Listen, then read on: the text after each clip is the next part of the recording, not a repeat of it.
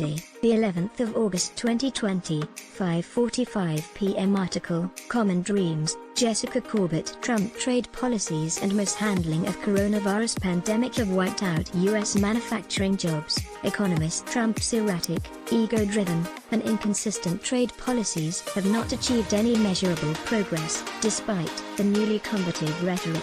By Jessica Corbett, staff writer. President Donald Trump stands after signing the United States-Mexico-Canada trade agreement, USMCA, during a ceremony on the South Lawn of the White House on January 29, 2020 in Washington, D.C. Photo, Drew Angra/Getty Images. President Donald Trump's trade policies during his first term have failed to stop offshoring or the erosion of the U.S. manufacturing base, and his administration's mishandling of the coronavirus pandemic has erased much of the progress made in the wake of the 2008 financial crisis, according to a report released Monday.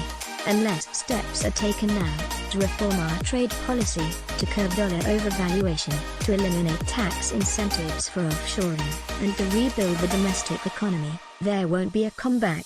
Rob Scott, EPI. The new report, authored by Robert E. Scott, senior economist and director of trade and manufacturing policy research at the Economic Policy Institute, EPI, challenges the narrative from the president and key figures in his administration that the era of offshoring U.S. jobs is over thanks to Trump's trade agenda.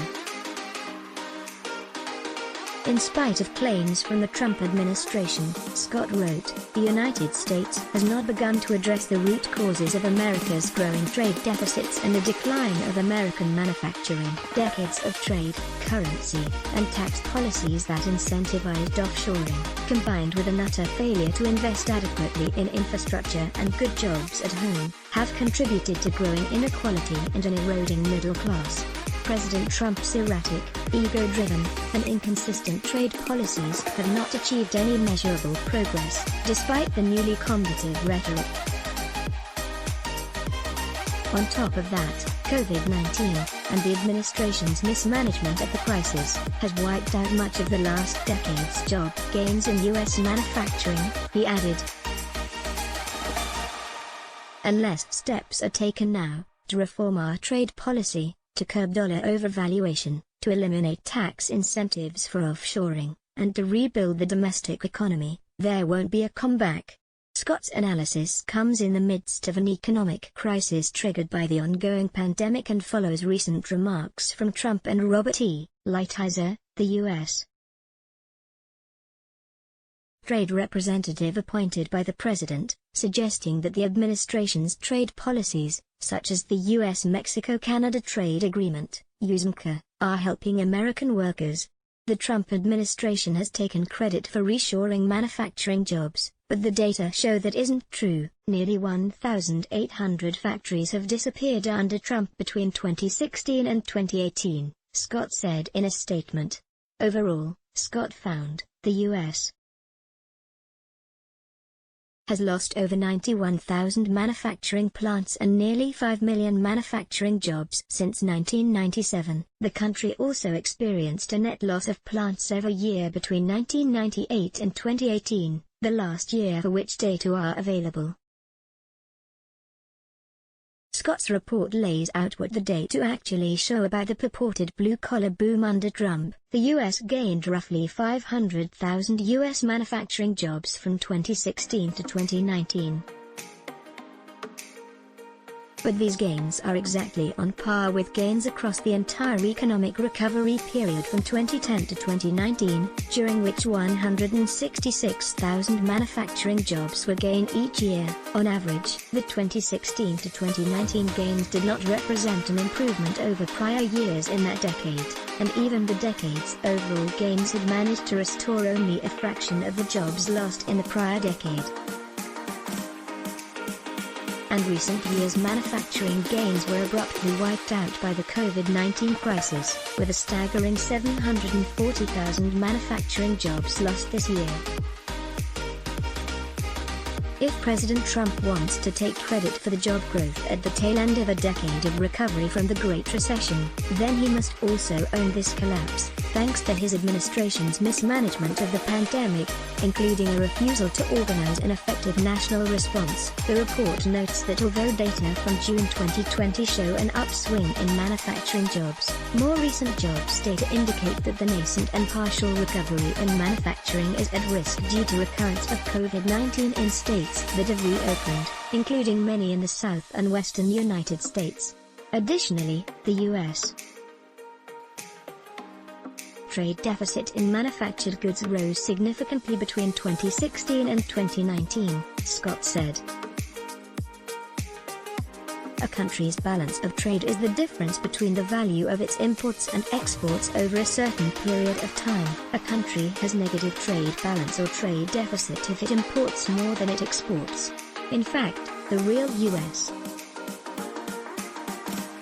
trade deficit has increased in every year since 2016, reducing GDP growth by roughly 0.25% annually over the past 3 years, The Economist explained. Compounded with the devastation left by the coronavirus pandemic, the blue-collar manufacturing workers need serious help from policymakers. Scott specifically pointed out how the rise in real value of the U.S. dollar, which has climbed nearly 23% since 2014, is a major cause of the United States trade deficit. More than half of that rise has come since the Trump tariffs were first imposed in March 2018. The report says, this stronger dollar keeps making U.S. exports more expensive and imports cheaper. Equally problematic, the 2017 Trump tax cuts on corporate profits incentivized offshoring for certain types of production while also raising after-tax profits, the report adds. This has attracted more foreign capital to U.S. stock markets, spurring the dollar even higher. The dollar has also been driven higher during the coronavirus recession by safe haven effects, with foreign capital surging into the U.S. as it does during most global downturns. After noting that the loss of manufacturing jobs was a key issue for voters in the 2016 election, when Trump defeated Democratic presidential candidate Hillary Clinton, Scott's report calls for a recovery from the COVID-19 crisis that includes major investments in infrastructure and clean energy and for progressives to reshape their approach to trade. The report says that for the past 3 decades, mainstream Democrats have tied their fates to the twin mantras of free trade and globalization, which have cost millions of jobs and many thousands of factories, pointing to the failed Trans-Pacific Partnership Agreement backed by former President Barack Obama and the North American Free Trade Agreement, NAFTA, signed by former President Bill Clinton, which Trump replaced last year with USMCA. It is time for progressives to own and reject these failed policies, and to build and campaign on a plan to develop a 21st century New Deal for the domestic economy. Scott, it is time for progressives to own and reject these failed policies, and to build and campaign on a plan to develop a 21st century New Deal for the domestic economy, the report declares. In 2016, Donald Trump campaigned against globalization and these failed trade deals, which have clearly hurt U.S. manufacturing. It worked. He captured nearly 80% of the electoral votes in the top 25 manufacturing states. But he has since failed to deliver for working Americans, the report continues. Now the wheels are coming off. It's time for a meaningful rewrite of failed U.S. trade and economic policies, all urgently needed to revive the U.S. economy at a critical time. Trump is expected to face off against presumptive Democratic candidate Joe Biden, Obama's vice president, in November. Biden has recently proposed major investments in infrastructure, climate, and rebuilding manufacturing, Scott wrote. These proposals could make a substantial contribution to meeting U.S. investment needs and generating a strong, sustainable, broadly shared recovery. Copyright Scoop Media. Join the Scoop citizen community. 20 years of independent publishing is a milestone, but your support is essential to keep Scoop thriving. We are building on our offering with feeder.nz, our new in-depth engaged journalism platform.